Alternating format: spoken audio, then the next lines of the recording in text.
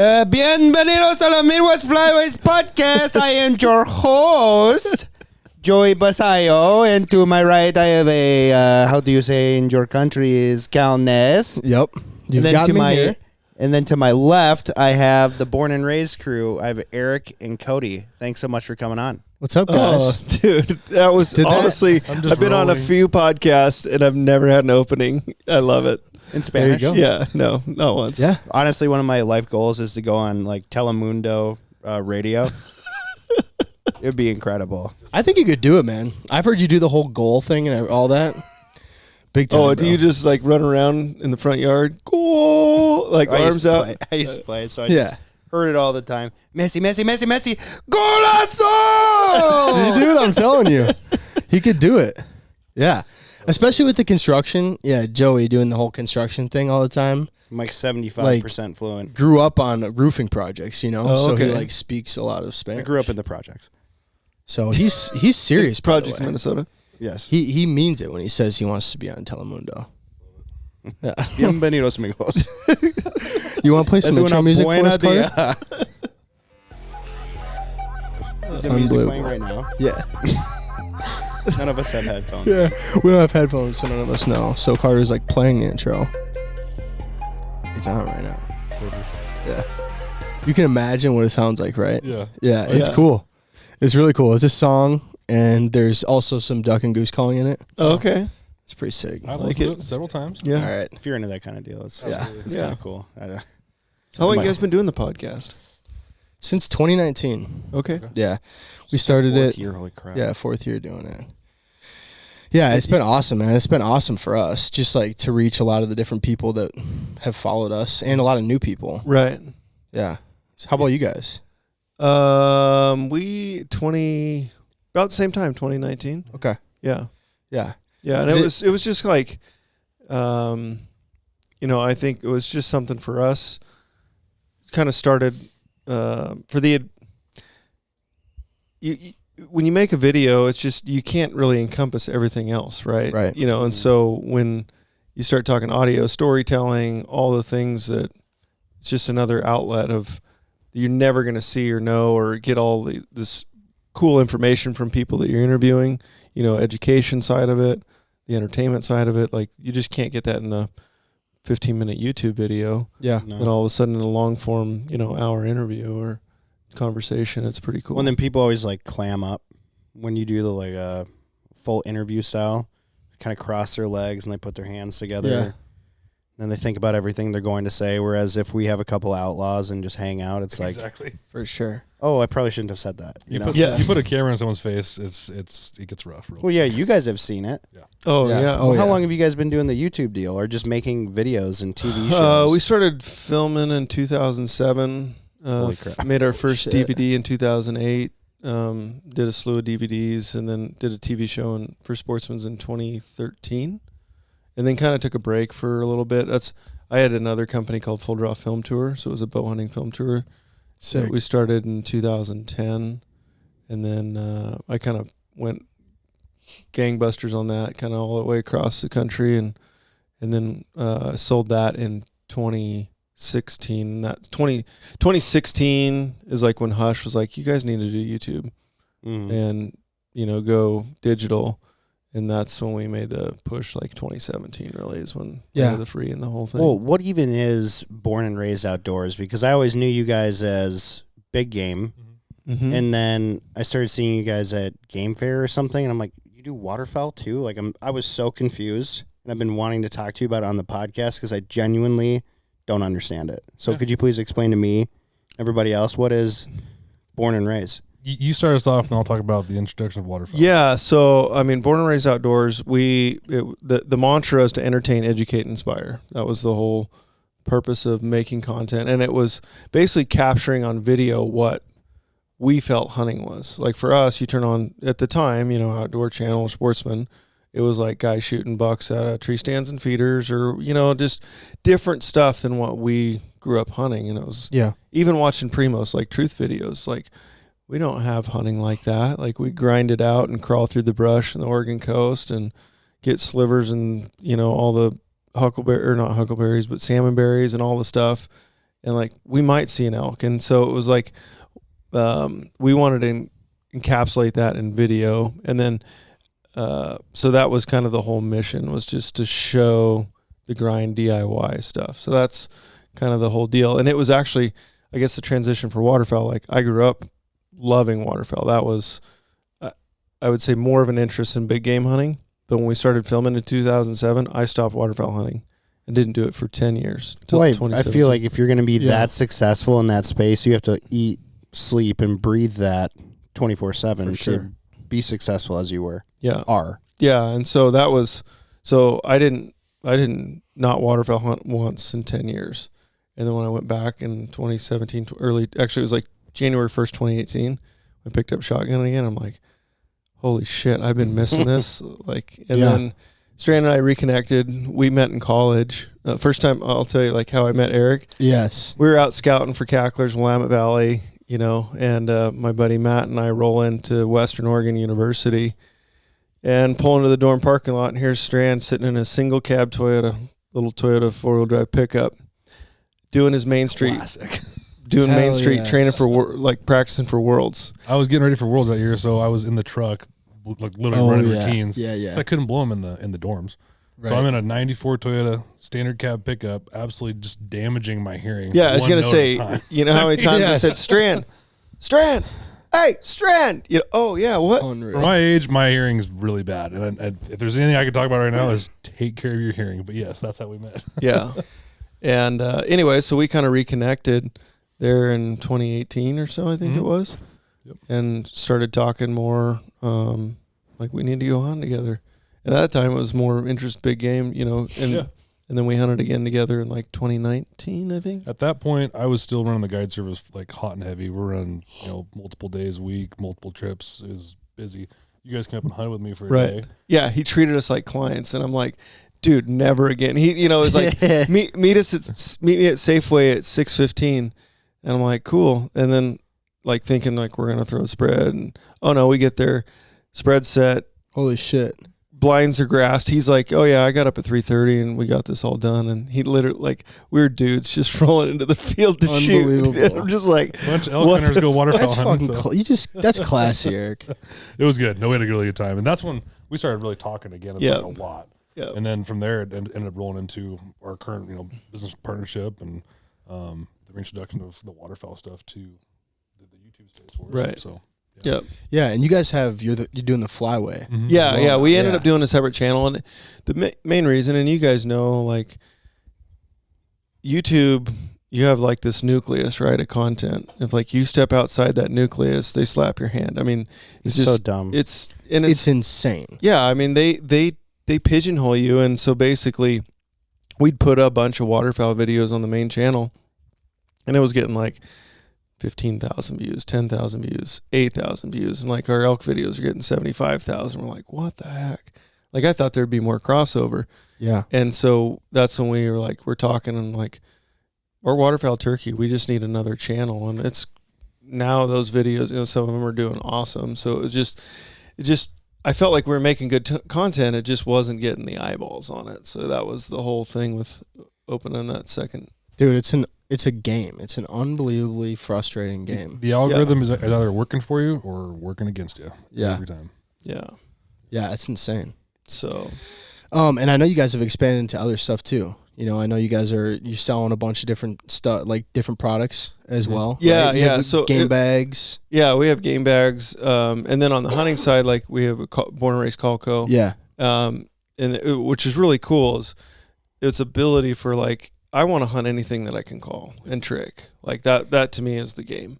Like if I can mimic another animal and like trick them into thinking that this was a real deal. So obviously elk, turkey, waterfowl, those three things. So it's like, let's build the tools that we want. And there's some things in the market that really haven't, we've had ideas on, and now it's like, oh, we can go do this, which is pretty cool. But we actually, so Eric and Brian Stone started a call company.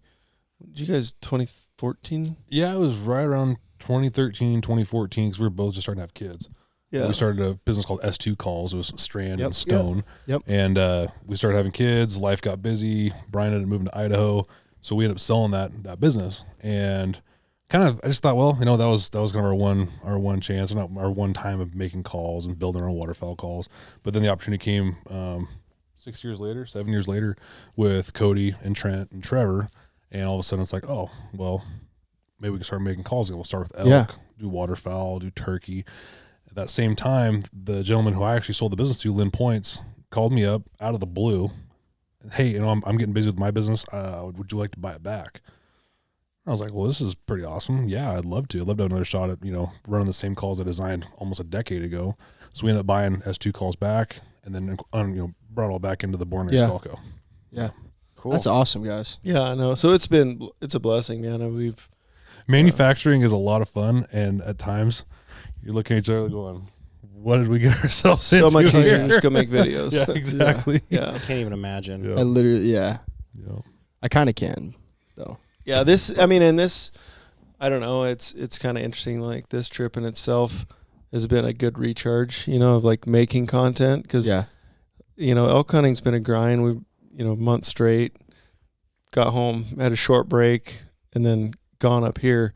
But I was actually telling Brent today on the Scout, and I'm like, dude, this is so much fun. Like, I felt like elk season was work, and this was fun for me, Yeah, so it brings a lot of life back into the content too, I think. So Are you guys, so this stuff will go on the Flyway?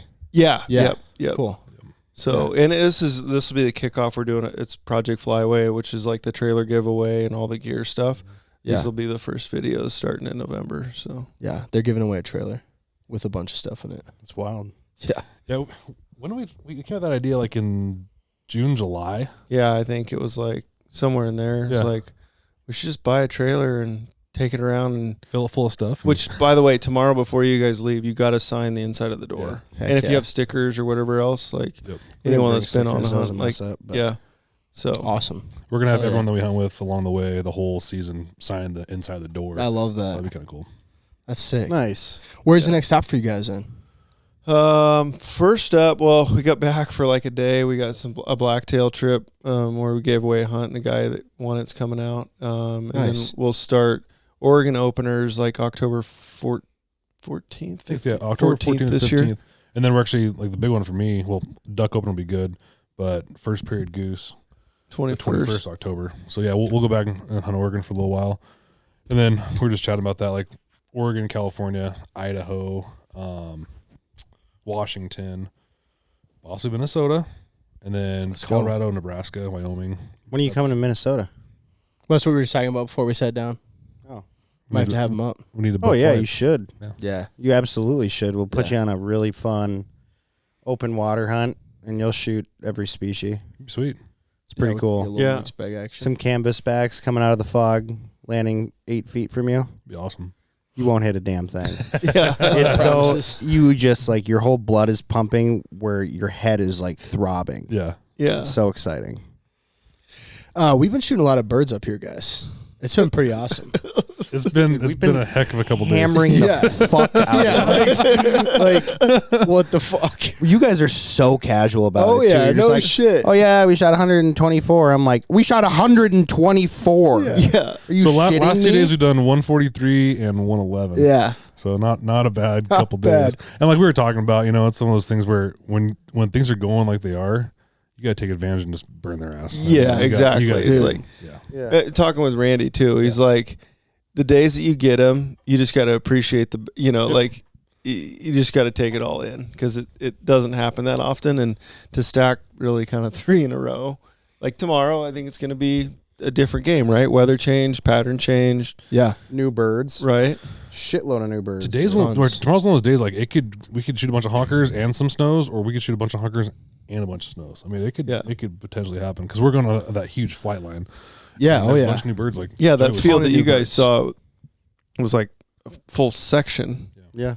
Dude, yeah. I mean, that was a lot of snows up there, and there's just It was so over spread out. 100,000, right? Oh, it is 100K for sure. I don't know. It was Great. insane. I'll never know what a proper number is. It's either 5,000 or Like when you guys 500,000. drove through that stuff combined, because I don't know how spread out it was when you saw it. It was spread for sure, and that's, I think, the hardest part. Is Yeah. like back, like a lot of times, I'm used to scouting to find 120 honkers, and I'll literally count Right. every single bird in the field. For I'm sure. like, yeah, there's 124 in that. And so it's like you put the mass of that. It's like even if you like count, okay, there's 10, 20, 30, 40, up to 100, and then start like, okay, Taking sections carry of the them. 97. I think the best way to measure snow geese, if they're somewhat tight, is by acres. Try Yeah. to figure out how many acres of geese you have, because trying to put a number to it, it's like, yeah, I got 10 to 20,000. Well, it's like, do you have 10,000 or do you have double that? Do you have 20,000? Yeah. Yeah. But it's tough, especially like right now, especially with our goose, our decoy spreads. We're going super loose because these birds are super loose. Totally. Well, they're loose. Yeah, they're sluts. Yeah. Well, They're giving. they up the really last are, few though, days. actually. When we were driving up here, that's what we noticed. I mean, everything on the way up was really loose and spread out, and so we kind of, Did today feel like you guys, like, it was one of the most relaxed 111 Century bird? mark. Yeah. Oh, dude, it was like relaxed century mark It I've ever was. It seen. was crazy. 6 at a time. Yeah. I've only 5 at a yesterday was the first century mark that I've been a part of, and I'm like, wow, that was crazy. Yeah. And then today we're like, oh yeah, there's a 3-pack, let's just destroy it. Oh, there's a 7-pack, let's kill And every we should single probably one. preface it by saying, like, we're packing up at 9:30. We're not Yeah. hunting all day. No. This isn't a ding the dong deal. This is like, flight's over at 9:30, 9:45. We're Yeah. ding dong ditching the field. Yeah. Hi, ding dong. Hi. Yeah. That's what it feels like. Yep. Yeah. Yep. Yeah, and I mean, it's just the hide has been crazy too. It seems like that like whole grass with the willows and whatever, it's just been perfect. And It's putting pretty up much panels everywhere. like that, like Yeah. you just make your own hedgerow, island, whatever. Which the stabilizers. Well, that's what I was just going to say. That just blew my mind. When you come out there and I see these metal poles, they're like, put that pin 2 in and that pin 1 in. I'm like, what the fuck are we talking about here? Yeah. Oh, it's a stabilizer. I'm like, oh, I've been wanting to try this. It's incredible, guys. Yeah. Seriously. Yeah, no, It's a game changer with panels. Once you start using stabilizers, you never go back. No. Because and it's like blind doesn't versus move. an A-frame, right? It's like the whole rigmarole, putting that whole frame up, snapping things together. It's like you take those panels, unfold them. It's quick. It is, Yeah. it is really quick. Yeah, it is. You don't have Yeah, to we- ratchet strap them. No. Exactly. I couldn't believe how fast we set that spread this morning. I I thought couldn't in either. the snow that we would be like a little bit slower, like with the weather, sleet, really cold. Everyone's dude, wanting to we- get Just shit quick. done. What did we Just- put out for full bodies today? Like 200? 210, 220. Put out 210 and set up like 8 panels in Yeah. like 35 minutes. So there's your gauge. You think about what our spread looks like. Yeah. That was fast. It was also day 2, so everyone's kind of always in rhythm. So everyone kind of knew what to do. Oh, We yeah. were in rhythm day 1. It was I quick. don't know what you're talking about. That's I'm sitting around That's like, what- I don't know. Yeah, what to Joey's do. over there pooping for. yeah, exactly. Both you guys shit like none other. What? Yeah. If it comes in, it's got to come out. A lot of I didn't emergency shit stuff yet going on. on any of the hunts. No, but the bird Well, cleaning. while we're cleaning 170 birds, we're like, "Where's Cal? Where'd Cal go?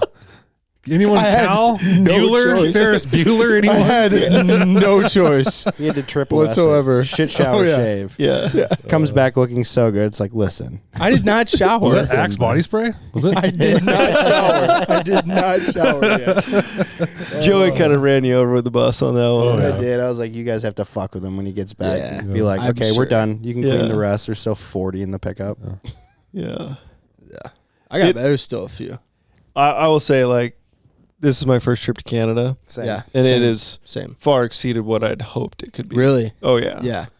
I'm like, you see and hear, like, oh, burning down that many birds, but to see as many birds, to go find, and I really enjoyed the scout. Like, yesterday, like, the first day we did daily doubles, and it was like, it was cool, but then actually to go knock on doors, get permission. Like, we were 4 for 4 yesterday, all of us. Yeah. Like, all 4 trucks, found fields, got permission, good to go. And that brings up a good point. Like the Canadian farmers, pretty amazing, honestly. Oh, I mean, they've been so super nice. They're helpful. so chill. Yeah. So nice. That guy, Josh, I mean, he said, where are you boys from? I said, Oregon. Oh, that's a long hike, eh? I said, yeah, it's a pretty good jaunt up here. He goes, hey, when you shoot some, if you got extra, bring them by, eh? It's like, That's you got unreal. it. Yeah. Love it. I will unreal. gift you all of my birds, Yeah. actually. Yeah. 111. See if we can bring them 111. Yeah. I know we were just talking before we, started this podcast, but North Dakota is very reminiscent in ways, just like the topography and the land and stuff. I think you guys would really enjoy hunting there too. I know myself, I'd love to. My family, that's where they all grew up and farmed for their whole lives, and Yeah. just listen to their stories. It sounds very, very reminiscent of the Canadian prairies as well.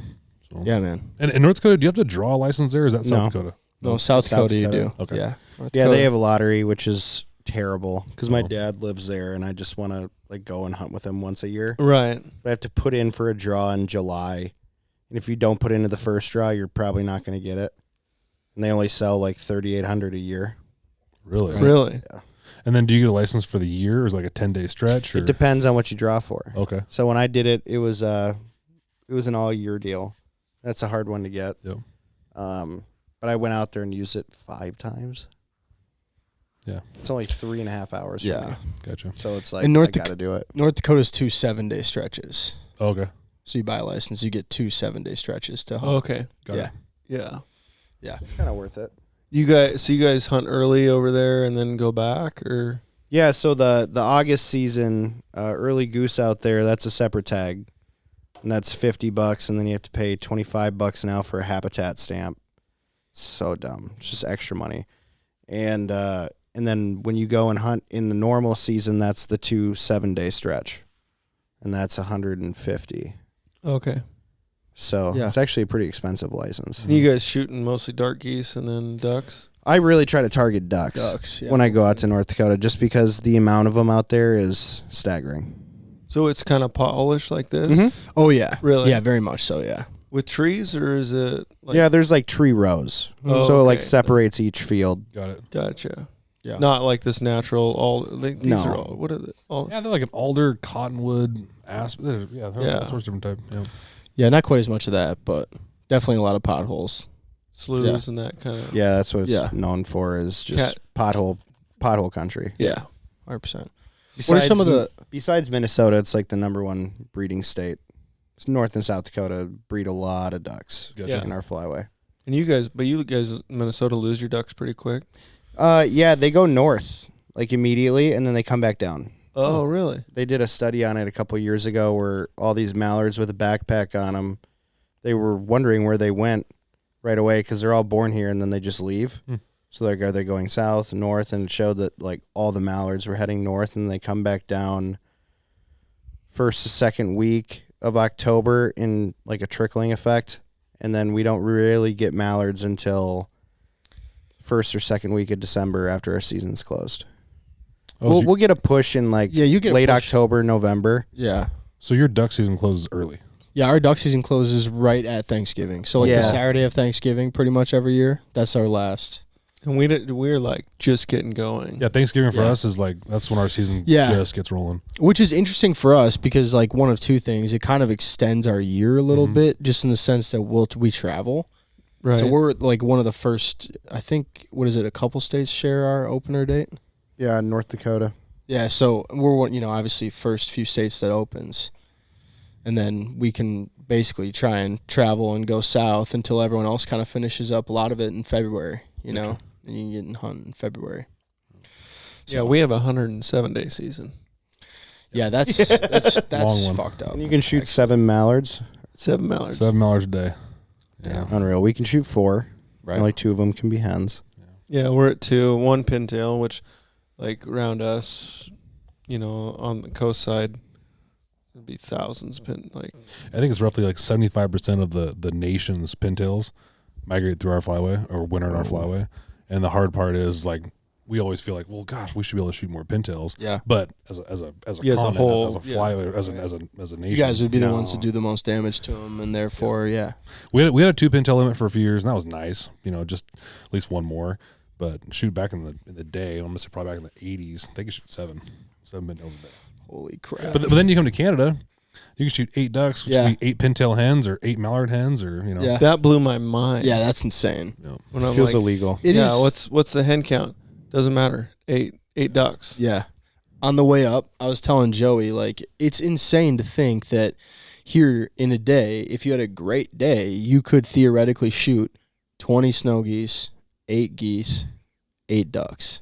5 cranes. And 5 cranes. Like you could And shoot 5 41 mergansers. birds And by 5 yourself if you had a great day in one day here. Yeah, it's wild. That's insane. Yeah, that'd be It's a like hell of a day. Hard to comprehend that. Yeah, that's so many birds. So yeah, I mean, I can't even imagine. If you're able to I was kind of put something surprised crazy when we first got here, talking to a few guys. I know a few different outfitters in the area, and it sounds like it's really busy and there's a lot of pressure. But I haven't seen it. No, No, really haven't dude. seen no, it. I don't think They they keep know saying, What yeah, they there's- consider Oh, pressure pressure, yeah. is like a person in the town. Exactly. Yeah, dude. Yeah. Get out of here, dude. I saw 2 spreads tonight, and that's the first time I've seen anyone's set up. And then the first morning we heard one other group go. We didn't hear any gunshots yesterday. Nope. Didn't hear any today. No. 0. Nope. No, on our opening day, it sounds like World War III. Oh yeah. So there's a spot called Summer Lake in Oregon, and they have this red blinking light at the check station for the wildlife area. It's a super flat, like desert setting, and over 1,000 public land duck hunters go to Summer Lake for the opener. Over 1,000. It's awesome. There's big Dude, campgrounds. It's a party. I mean, nobody goes to sleep. Everyone has a good Yeah. time. But when that's the red light blinks, and boom, shooting time, it goes dark, and it's like pop. And then it's literally 20 minutes, and I'm not exaggerating, of solid popcorn gunfire. Oh my gosh. It's definitely something to hear. Are they killing wild. birds there too? Oh yeah, I mean, shoot, that opening weekend, I would say there's 1,000 hunters. The average is like 3.5 to 4 birds a hunter, so 4,000 ducks get killed. Good Oh, it's lord. wild. But what's pretty cool is it's a banding area too, so they Yeah. banned a lot of ducks there. So there's a good chance you're gonna kill a band, and it's a fun spot. Oh my gosh. Cool. Yeah, I remember the last year someone posted a selfie like standing because you can't go until 4, right? Can't go until 4, and he's like takes a selfie and you see all these headlamps and he's like 100 yards back in line. Just Holy There's cow. there's 2 main dikes that feed out into this marsh, and you cannot go past the gate until 4 a.m. Well, it literally looks like the running of the bulls. I mean, you've got people on bikes and carts and little boats it's 100 yards of people getting ready to go. And then as soon as they can go at 4 a.m., they just all start going down the Yeah. dike. It's wild. Yeah, it's one of those just duck hunting culture things in Oregon. Yeah, it's it's pretty cool. It's fun. that is really cool. And then he grew up on like one of the coolest wildlife areas Yeah. in Sabi. Savion Wildlife Area. It's 15 minutes from my front door. It's a 14 square mile island located right on the Columbia River, and it's one of the major wintering areas, or at least migration areas, for all the ducks and geese in the area. And I want to say it's something like 17,000 or 18,000 ducks a year get killed on the wildlife area, just on that island. Yeah, Holy so they hunt- shit. It's crazy. So they hunt it every other day. Every other day for the whole season. So and then there's So they let it rest every other day? Mm-hmm. yep. What? Yeah, and there's refuge area on it. Yeah, you have Sturgeon Lake Refuge, which is it's a huge body of water, and that's where the majority of the birds, roost, and that's where they seek refuge. But then the wildlife area itself is managed by the state, and they plant flooded corn, flooded millet, buckwheat. I mean, they've got pasture ground. And they got like flooded timber. They make it right. Reservoirs. It's pretty sweet. That's The, insane. the program they do is amazing. Like you think about like the money, and they farm ducks there and do it well, and it's such a awesome opportunity. It's, I will say, intimidating as fuck for someone to like roll in there if you've never been there. Like Yeah. I went to the standby line, got there at midnight. I was like the 10th or 12th truck. Wake up at 4 a.m, and there's like another 60 trucks behind me, and this is like standby. It's like our Biomeda, right, for Arkansas. Right. I mean, I'm not saying it's the same, but it's the same as far as like the pressure, and everyone that hunts the area knows it. And Yeah. so if you just showed up, if you showed up at the boat ramp by Biomeda and you're like just gonna launch your boat, you'd be like, oh my god, No what did I shit. get myself into? Mm-hmm. But it's pretty cool too. On Sabi, there's a historical like landmark where Lewis and Clark, when they came in, they camped there. It must have been during the migration, because they actually moved campsites 2 days later because the sounds of the ducks and geese were so loud they couldn't sleep. So Oh my there's gosh, a lot of so a lot of cool. history. A lot of history. I've That's never on heard sturgeon. that. Little sturgeon, yeah. Yeah. And then there's like some pretty insane duck clubs that There's they farm that- ducks. yeah. And Holy I Like mean, people are paying some serious money to be a part of it. Oh yeah. Oh yeah. yeah. Yeah, I mean, I think there's roughly 40 duck clubs on the. Really? So half the island is public and half the island is private. Okay. On that southern half, that's all the private land. There's like 40 plus duck clubs, and I'd say out of those, there's probably a handful that I would say are, I mean, top notch. 40 duck club. How many acres is this island? Well, it's 14 square miles. Oh, So you take pretty half big. of that is going to be the wildlife area, the public, and the other half is all ag ground that's farmed. And I mean, there's duck clubs as big as 300 or 400 acres and as small as 10 acres. Wow. Flooded corn is definitely like that's the king, just like anywhere else in the Yeah. in the country right now. It's illegal to do it here. I heard Or that. in Minnesota. Yeah, Minnesota, you guys can't do it. Yep. Yeah. But you can do it everywhere else. Yeah. So you can't leave It's corn considered standing? baited. Is it? Correct. Yeah. Yeah. Yep, it's ridiculous. If it happens naturally, you're good. But if you purposely do it, it's baiting, and you can't hunt it. Interesting. It's so ridiculous. And Minnesota is Can on you this. do millet? Yeah, you can flood millet, Okay, just Yep. not corn. just not corn or beans. Gotcha. So it's Yeah. called a.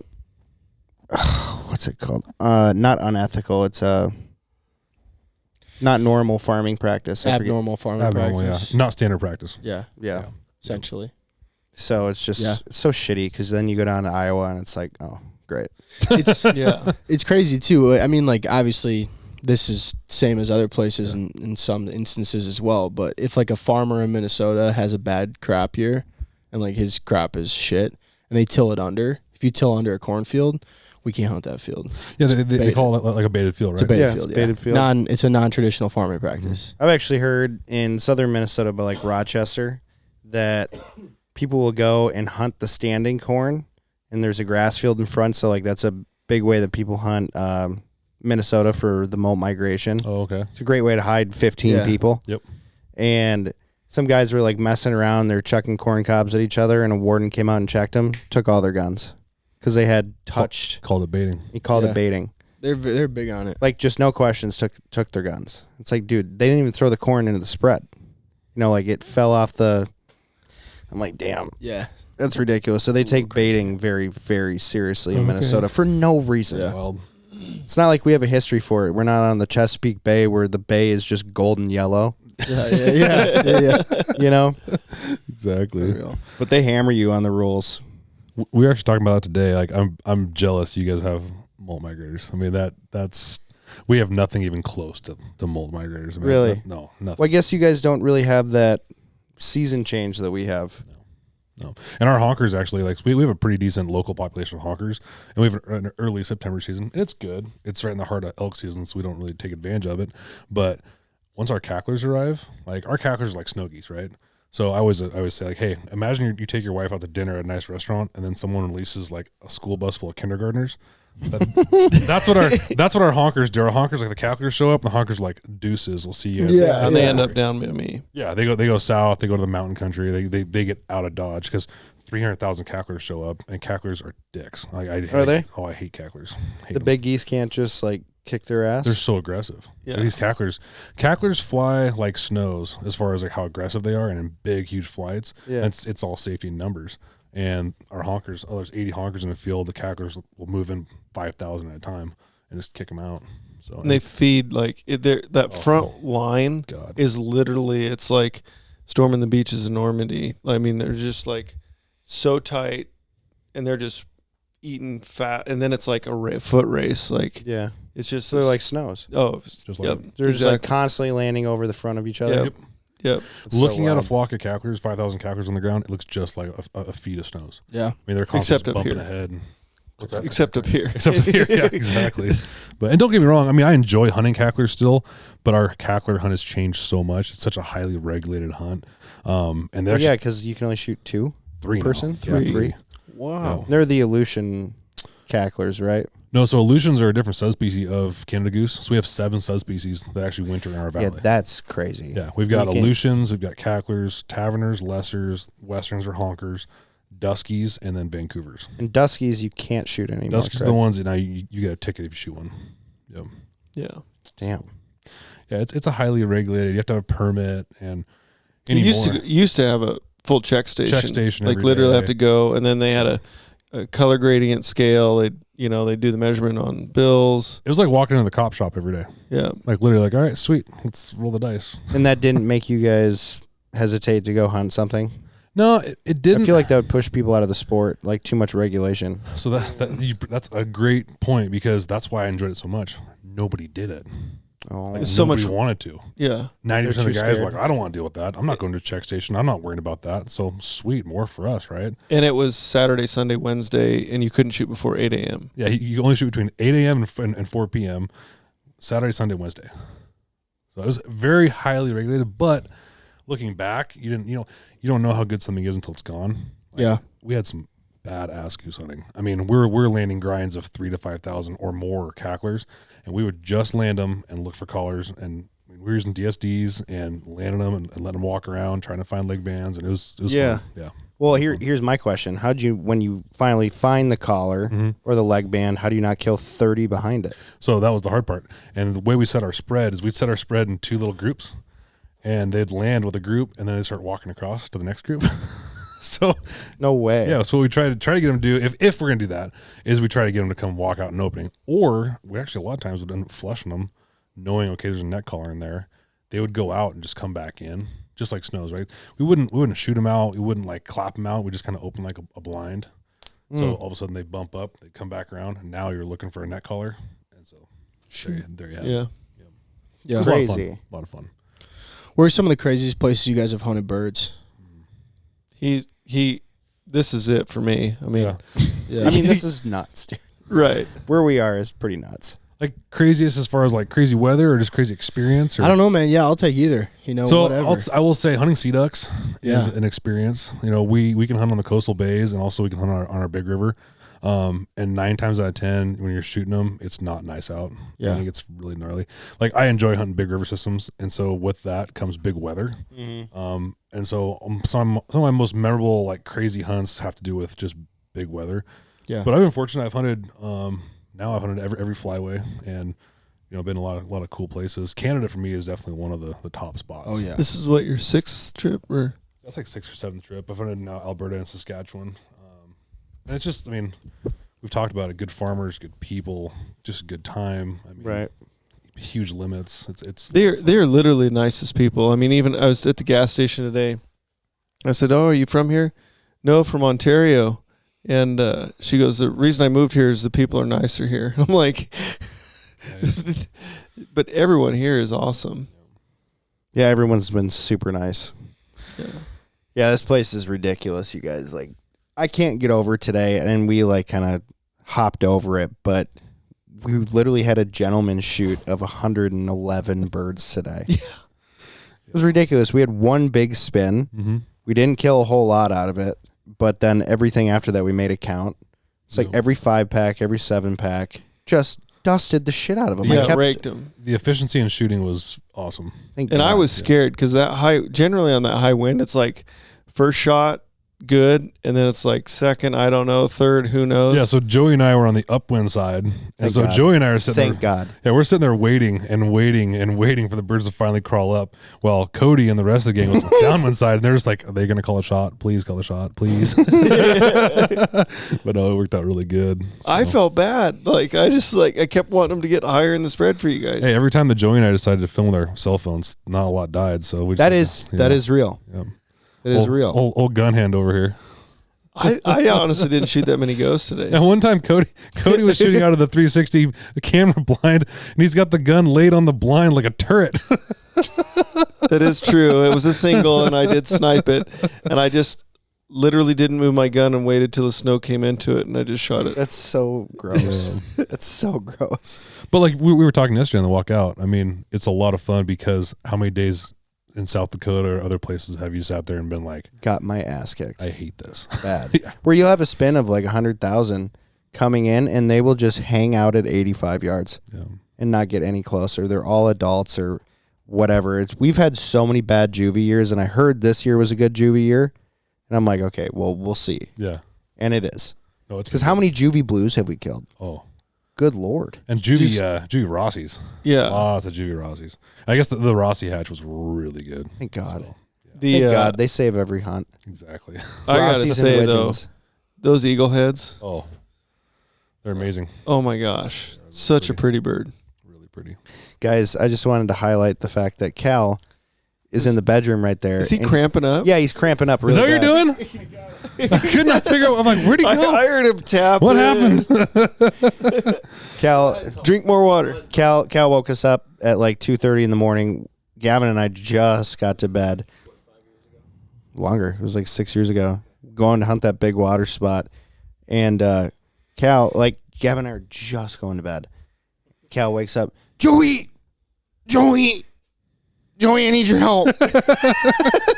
And I'm like, what? What is going on? Gavin gets out of the bunk bed above us, and he's like, what's going on? And he, like, won't tell us for 3 minutes because he's being so dramatic. So dramatic. And we're like, what is going on? He's like, I'm cramping. And Gavin and I both just start crying, laughing. Listen, and man. Cal is crying because he's in so much pain. And we are dying laughing because you were a little bitch, eat a banana, go back to sleep. Had double inner thigh cramps. woke up in the middle of the night with double inner thigh cramps. And I was in so much pain that I didn't know what to do. Like, I think I was just becoming delirious. Like, I was literally, Joey said I was grabbing the bunk bed above me. Yeah, he was like pulling trying to himself like up. levitate, you know? It was ridiculous. So Joey like wakes up and I'm levitating in the bed and I'm like, Joey, help. creepy. And he's like, A little exorcist. Yeah. A little bit of an I love it. exorcism on a Saturday night. Love it. Inner thigh cramp. I honestly No. can say I don't think I've ever had one. It's rough. Don't want one. It sucks. They suck. Yeah. I just got one right now. Cody woke up Hunter from a nap here yesterday. Oh God! You would have thought you were waking someone from the dead. Like it was yesterday. Yeah. He may, indulge during cleaning. With a couple of outlaws, a couple of 6'8". I don't know. And he literally was sleeping face down, and I walk over there. I'm like, Hunter, because we were gonna leave early, and his alarm hadn't gone off. And then finally, I'm like, Hunter, get up. And he just literally is like he came from the deep end of the pool and just took his first breath. And he looks at me, dude, and he's just staring like, you good? Just out of it. Did I miss the alarm? It's just like, no, we're goodness. leaving early. Yeah, Dude, pretty funny too because I used to snore really bad. Okay, and like I definitely had sleep apnea. So really bad. So Cal like lost 100 pounds. So me and it's Joey, not as much anymore. Me and Joey used to run around together all the time. We'd have to share a hotel room or whatever, and Joey would bring earplugs, and it was so bad. And I used to do this thing. Joey, you can probably reenact it better, where I would stop breathing. Oh, it was so concerning. You reminded me because of the Hunter thing. Here's the thing: if someone's snoring and it's rhythmic, like it's going, it's like You can kind of go like to that. this.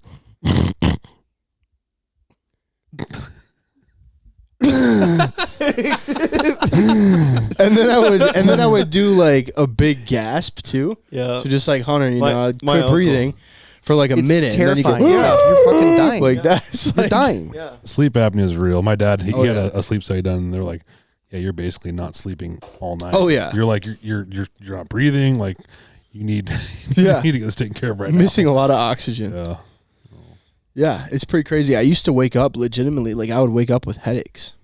Well, that's You know? Well, 'cause Little you're not lack getting of any oxygen. You're not oxygen getting to your brain. oxygen. yeah. Yeah, so I remember like waking up with headaches and like, damn, dude, that's crazy. I got a question for you because my left ear is currently ringing. Yeah. When did you guys start using? It's called SoundGear, right? SoundGear, yeah. When did you guys start using it? 4, 5 4 years or ago. 5 years ago, yeah. 4 or 5 years ago. Started Which- out with their instant fits. After watching you guys with it, I'm definitely What, Yeah, yeah, you guys I do. haven't seen that. I saw you had something in, but I didn't know what it was. Yeah. Yep. No, it's custom hearing protection, so it amplifies all the noises that you need to hear. But then when it goes over, I think it's 14 decibels or 12 whatever. decibels, yeah. 12, whatever can damage your hearing, it cuts it out, and it's Gotcha. noise canceling. Does good in the wind? Not like Yeah, you can hear the wind. okay. You can hear the wind. There's a certain setting you can do, and you can turn down the volume. But I of the noticed like having outside. conversations with you guys. You guys never once like took them out. I mean, you had no problem. Oh, just yeah, putting them right no. in. No. Yep. No, yeah, I mean, it's... Calling with them's okay. Like Yeah. pressure. Well, the thing that I tell everybody is it sounds different for like the first 6 cadences, but Then you get guys to- have been doing this for a while. Right. You know what you sound like. Yeah. Right. Yeah. And you adjust to it. You know what I mean? Obviously, very quickly. I've tried a lot of different stuff and noticed you guys definitely like enjoyed using it, which is huge. So. Yeah. It's really nice. Yeah, 100%. I was trying to like think of some of the reasons, you know, for wanting to get SoundGear.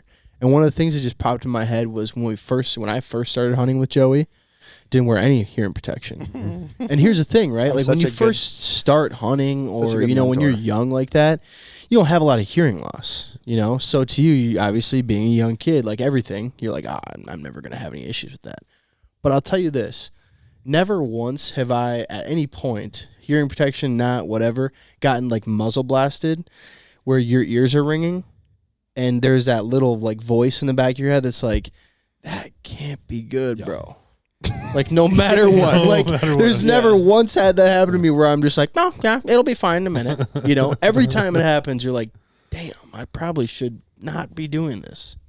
Yeah. Is there an option, like if I'm in the house with my wife and kids and I just want to like cancel it all? Selective hearing? Yeah, there's actually mute. There's 4 settings. There's like a setting 1, setting 2, setting 3. And that's what he was saying for like the wind setting. You can change it. It sounds better in one of the settings. Perfect. Then there's mute. Now we're talking. Where you literally can hear nothing. Love it. Just blocked out. Oh, it's blocked out. Yeah. It's pretty slick. It is like pretty for awesome. turkeys, if it would actually amplify. Oh, no, it does. I can hear wings of birds as they're flying. I'm like, yes.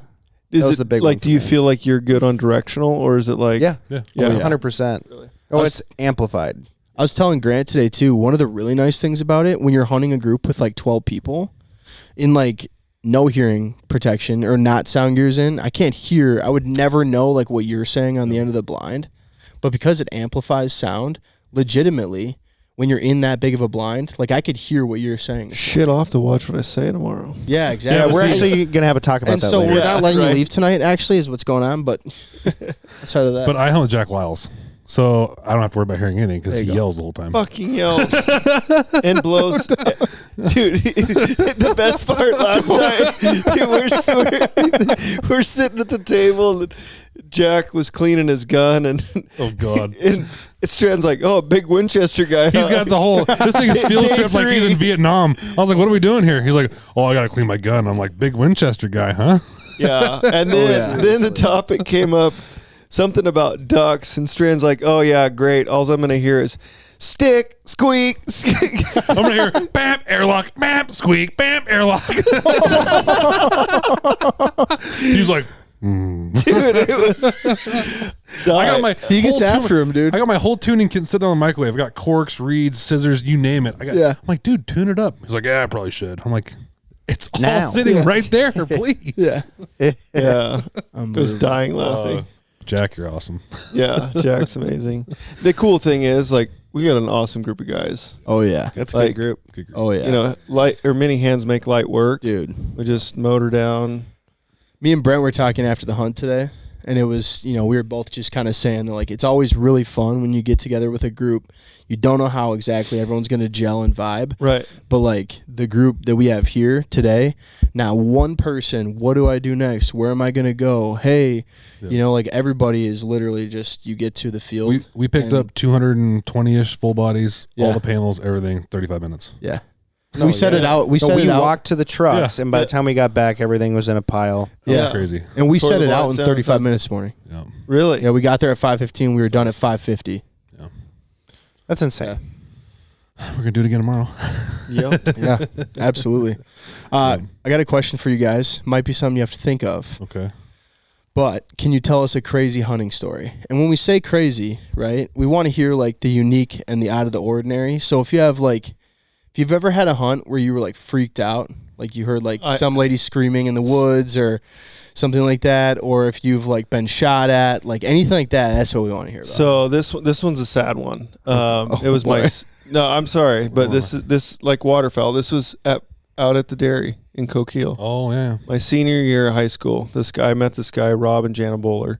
He had he invited me. He had a place in New Zealand where he duck hunted. He'd go down there, do that program, and then he's like, yeah, I'll take you duck hunting. So we showed up there. The water's at the highway. We're launching the boat at the highway. Like, we're talking, it's a mile plus down to the river. It's all flooded out. And so first time hunting with him, it's him and I, and his wife was going to stay there. He had two dogs.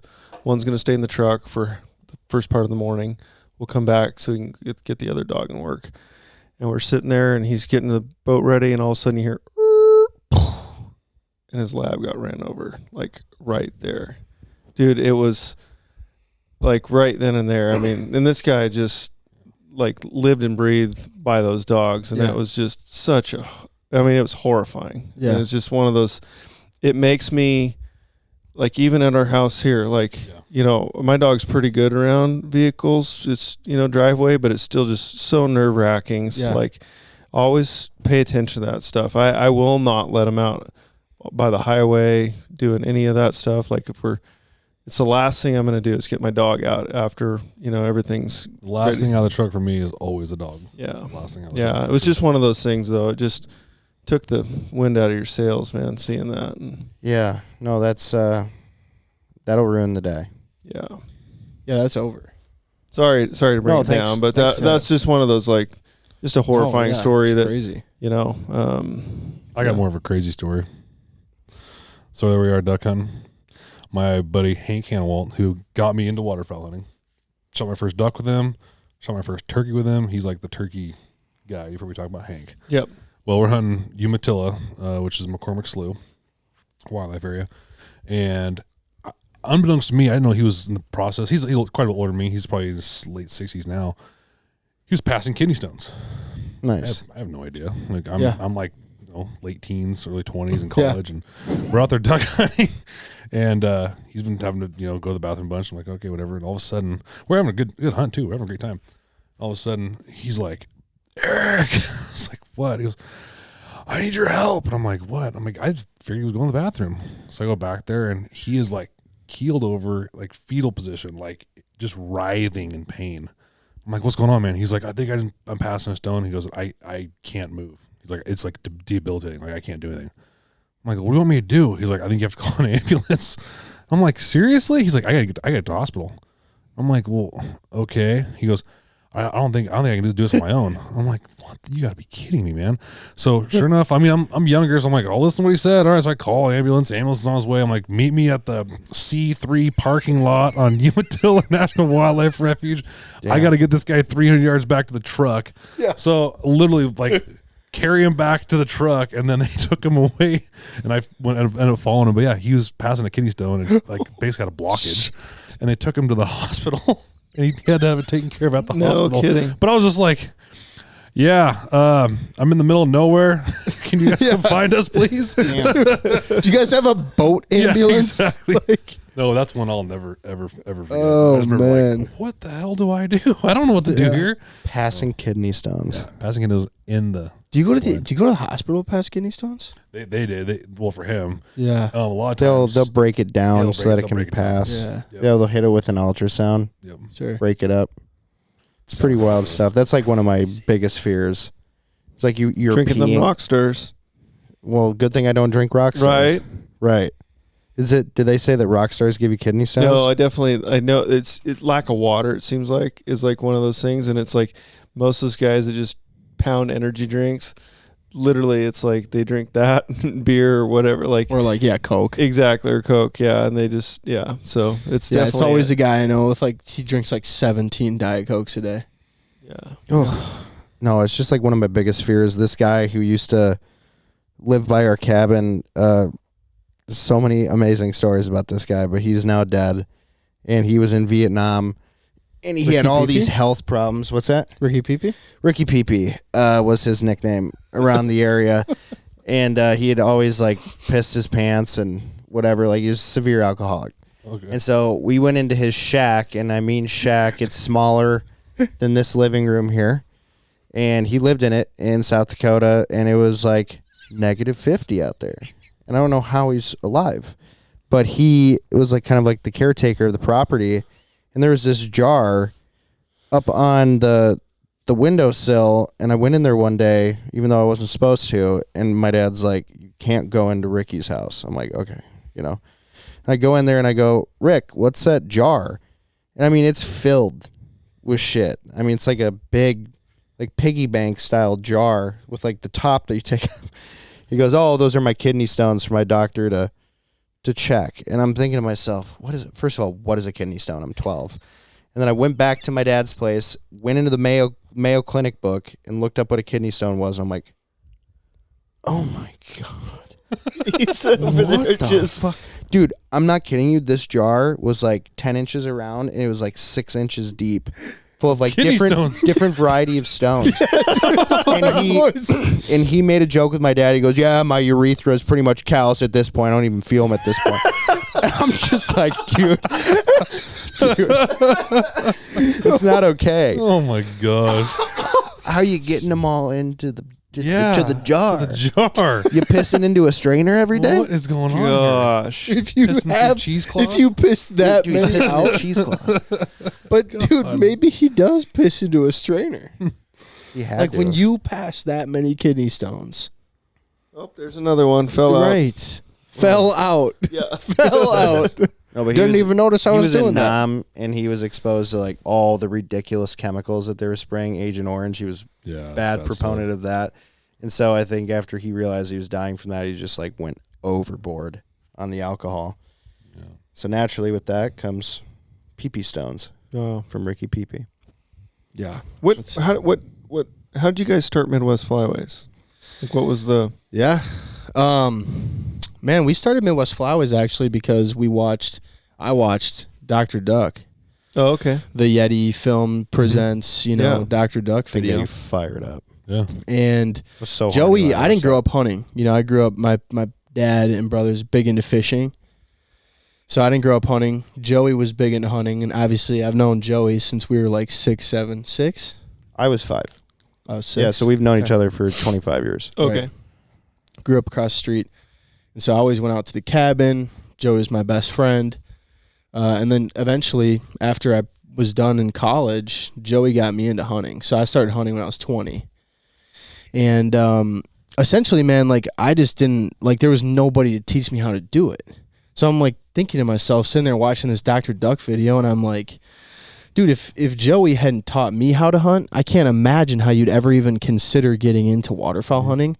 There's so much to it, so much to understand. And honestly, before I started duck hunting, you don't even think about the fact that like ducks are around you, Right. Like for someone that doesn't grow up in it, like you drive by ducks now, like anyone who duck hunts, you drive by ducks on a highway.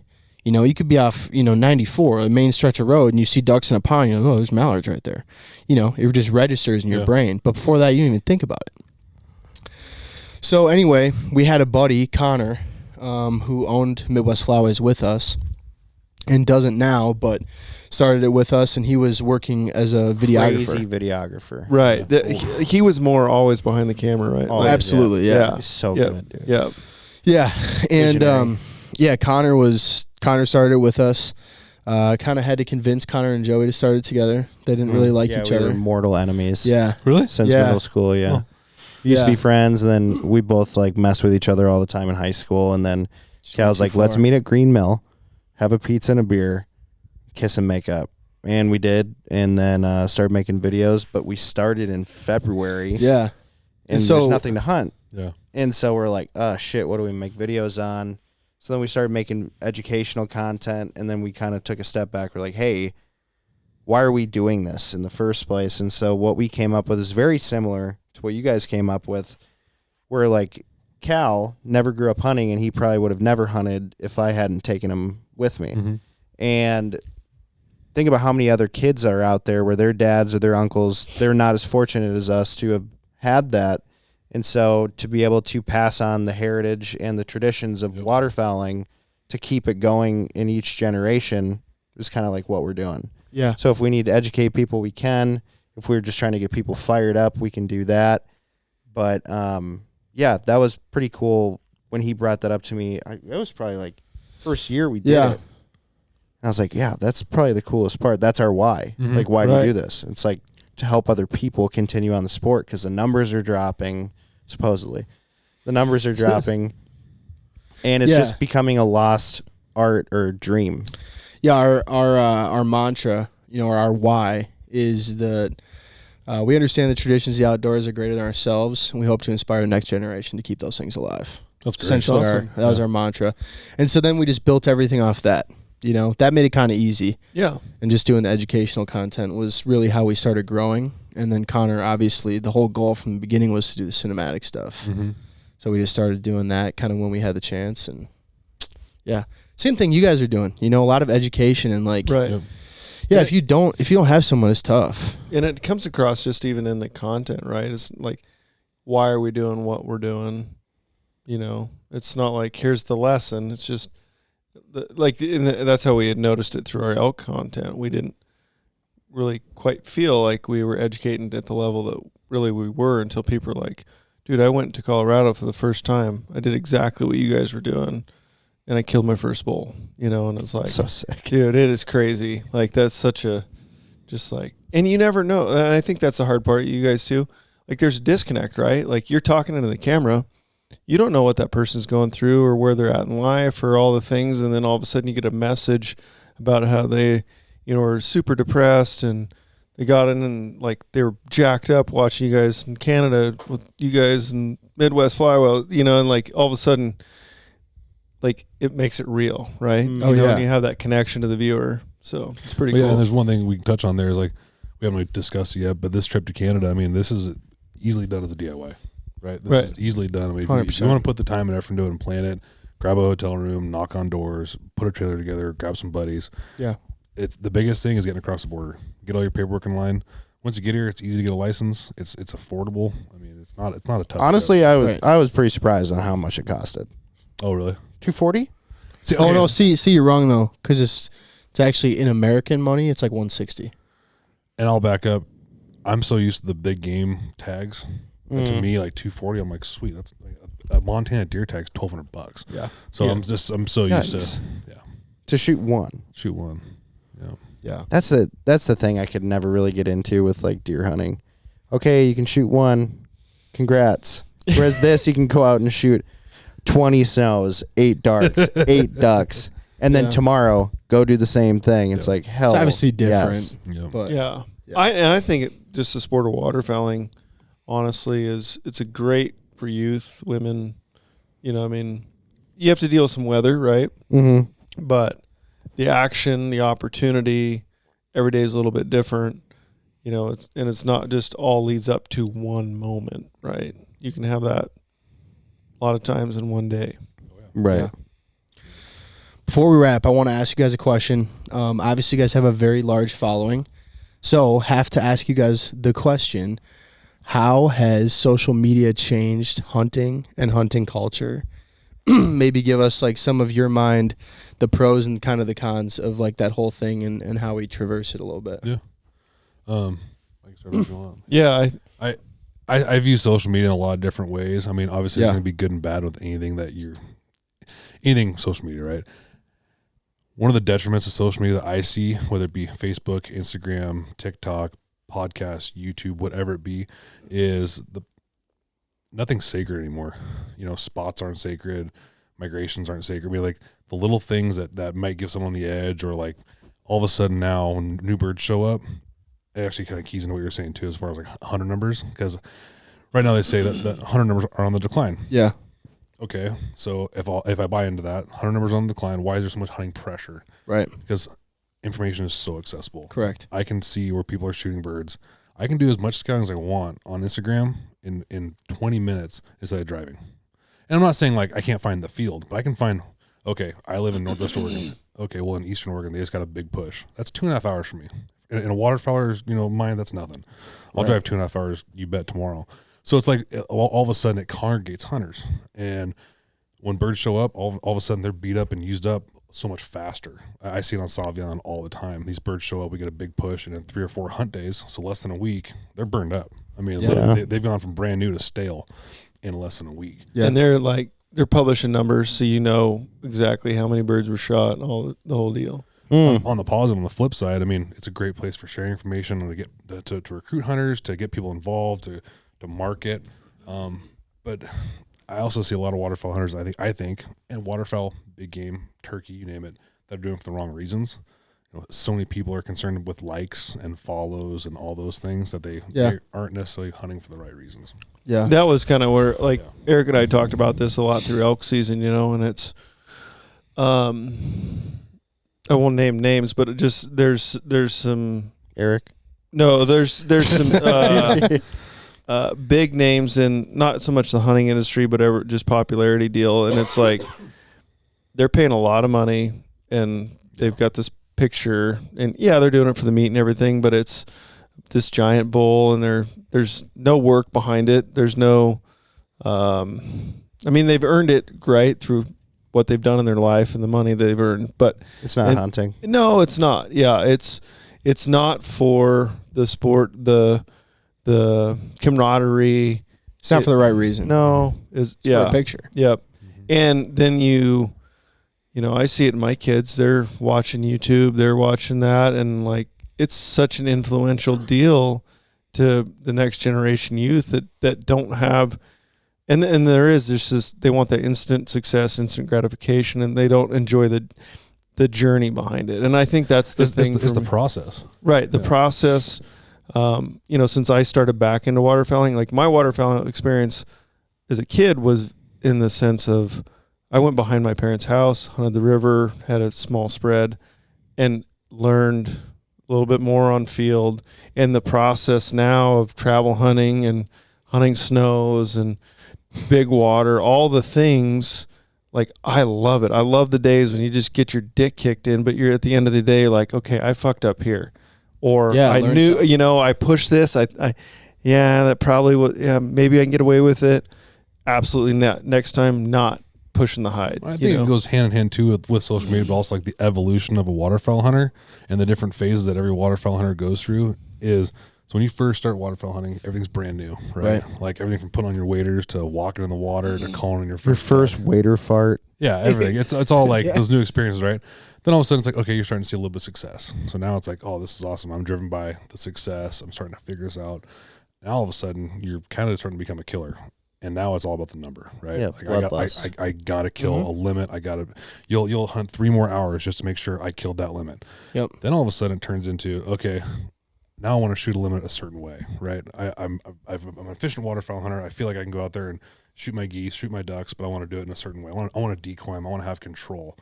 Then all of a sudden it all changes, and it's like, okay, I enjoy this so much. I want to enjoy it with people that I enjoy to spend time with. Yeah. And that's the big one. And then verbatim. Yeah. Then the next thing that I would say, and this is what I've learned with Eric, is I want to take care of these birds. Yeah. So it's not, I'm just going to come in there and burn them down. Nope. I've got to hunt these, these stale birds for the next 2 weeks. Hunt the X, you'll have a good day. Hunt around the X, you'll have a great season. Right? Yeah. If I go in there and burn the coop every single time I hunt, like, sweet, I'm going to have a great grip and grin picture. It's going to be awesome. And I'm going to struggle maybe for another couple weeks until I get on that next coop. But if I can go around it and run traffic, hunt the scraps, shoot birds that are trading. Yeah. Yeah, you're a coyote. Exactly. You're a coyote at the chicken coop. Exactly. You're digging underneath the fence. You're grabbing one on the end. Exactly. Yeah. You don't go in there and tear up every bird. Yeah. Because it's going to take a couple weeks for them to get new chickens. Case in point, we saw 2,000 birds max today out of what there was. We saw 20% of the birds we saw that were in the field.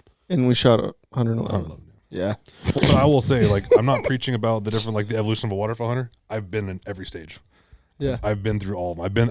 I'm not too proud to say I've been through the stage where it's like I have to kill a limit, like, no matter what. Oh yeah. I got 26 ducks. I need 2 more. I'm gonna go jump shoot 2 more. Just, I gotta get to 2. Right. And then all of a sudden you kind of, like, work through that, and you're like, yeah, that's not why I want to do this anymore. And then you get your first dog, and your whole world changes. Yeah. He still has to experience that. Yeah. Yeah, I haven't done the dog thing, and I understand how special it is. Obviously, I've seen you start how hunting for your dog. It's awesome. I understand that. Yeah. He's been hunting with my dog for 10 years. Yeah. It's crazy. That to me anymore, like, there was a lot of goes I did not shoot today. I was just watching her and trying not to let her get a little yippy. She was excited on that big mom. She's a good dog, man. What's your dog's name? Gosh. Yeah, tell us. Officially, it's Lady Glitter Sparkles. Yeah. And, for you listeners that have watched the movie Trolls, have young ones, my daughter was 4 at the time. She had the honor of picking the name. So Trolls was happening in the house. That's a big movie. Yep. Lady Glitter Sparkles it was. So I'm like, sweet, I'll call her Lady. Like, I'm down with that. And she's like, no, Dad, it's Sparkles. I mean, just like There's nothing better than watching one of your best friends and a grown man yell "Sparkles" in a goose field. No, really. That's why I had to ask you yesterday what your dog's name was. Yeah. Remember, I walked up. Yeah, and like, exactly. What's her name? And then Hunter. Because I swear to God, I heard him yelling "Sparkle" Hunter and called her "Sprinkle." Sprinkles. Yeah, I mean, I'm hearing "Sprinkle," Dude, "Sparkle." I'm like, Randy walks in the house yesterday. Oh yeah, nice looking dog. What's his name? I said, oh, it's Sparkles. And he kind of chuckles, and Hunter goes, no, it's Sprinkles. And I'm like, no, it's Sprinkles. It's just like, dude, drop it. it's unbelievable. Hunter's 12. Yes. Yeah, I know. Yes. He's 12 years old. Yeah. What were we talking about right before Sparkles? Social media influence and evolution of waterfowl. Dog, first dog. Evolution of Yeah. waterfowl hunting. I think it was. I think I was going to touch on the evolution part, but I've absolutely gone through those stages and kind of like trickled back into a couple where it's like, I'm just going to go back 6 years, you know. But now, really, all I care about is making sure that they do it so right in the spread, and especially Cal and I have been shooting a 20 gauge now for 3-4 years. And it is so gratifying. Yeah. It feels so good to shoot a duck or a goose with a sub gauge.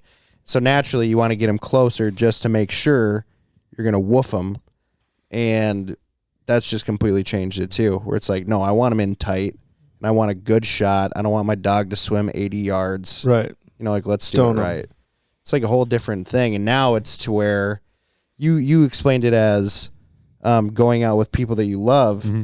And I love taking new people, not as a guide, you know, but it's like friends like, Joe, you are so annoying. You're gone every weekend. Why are you always duck hunting? It's like, I got an extra set of waders, got an extra shotgun, just built a pontoon blind with Cal, and there's going to be 2x12s walking from the dude's yard into the pontoon. Sweet. You don't even need your own waders. Yeah. Just get in there, and I want you to experience it. We were literally just talking right before we left about this pontoon blind. And on the way out, I was like, Joe, I Fucking really hot, want us to dude. prioritize like taking some of these buddies that we have that we don't see that much and getting them out there. And he's like, absolutely. And so it's just kind of, you know, it's cool. For me right now, and it'll be you guys soon too, is like my oldest is going to be 11. Last year he shot his first ducks and geese, and like now I get to relive all those stages and help kind of Oh, pass man, that I can't on. wait, dude. And watch that excitement, like that uncontrollable, Yeah. like I can't sleep at night excitement come back. It's pretty fun. I used to puke in the blind every morning. Oh yeah. That's so. I've heard of a couple people doing that. What? Every Dude. hunt, they puke. Dude, I would get so excited. Like, I would literally just get like dry, like sit there, mouth starts watering, and like dry heave, and everyone was like, oh, birds are flying, Cody's pack. You know, it's like that. It's like the first 10 minutes before shooting light, and just, and I'm just, Stop. the guy I can would literally never take you again. the guy could be motionless at 8 yards with a bull screaming in his face, and there's ducks flying. Just yeah. Oh, my I gosh. don't know. dude. I luckily outgrew that one, but that was a pretty common Holy deal. shit. How Yeah. old were you when that was happening? Oh, like 16 Last year? to 18. Oh, you're 16 to 18 years Yeah, old? Oh, somewhere in that. Yeah. that's fine. How were you when you were talking to girls in high school? Awkward as fuck. Really? Yeah. That's amazing. Yeah. How'd you news? It's only this in duck hunting, I swear. Oh my gosh. That's so awesome. No, but Well- cannot thank you guys enough for Yeah. having us out on I'll this play a trip. little outro music for us, Carter. Oh, we gotta Thank you. do this again. This but is the also, first of many. but also, you're gonna have to come out to Minnesota and put you on a Yes. proper migration hunt. I'd love Dude. to. Yeah, sitting like hearing, seeing the videos, hearing the stories, like pit blind, everyone wailing on the calls, Yeah. monster honker spread with just breaking down migrators. I'm like, that sounds One of the cool fun. things about Minnesota too is a lot of their bars. It's 2 for 1 beer. That's true. true. Actually. Pretty sweet. That's It's a very real true. deal. Buy one to actually. get 2. I was like, wow, this is cool. Probably not Oregon prices either. No. You can do a 2 for like $5.50, $5. Really? Oh yeah. It gets you get in trouble. Yeah, you can get. Yeah. You can get in trouble. Yeah. I mean, what else are you gonna do? Uber. Goose hunt and drink in Minnesota in the winter? -40. So Ice Drink fish, fucking hunt. unbelievable. Well, thanks for having us on, guys. No, this Thanks, has been guys. fun. Of course. And We'll thanks have for to- having us up here. We're gonna have to continue the saga of hunting together because it's been an absolute blast. Oh, yeah. Shenanigans. Too easy. Shenanigans. We're doing it. See how tomorrow goes. Thanks, Yep. guys. do it. Really quick, one more thing.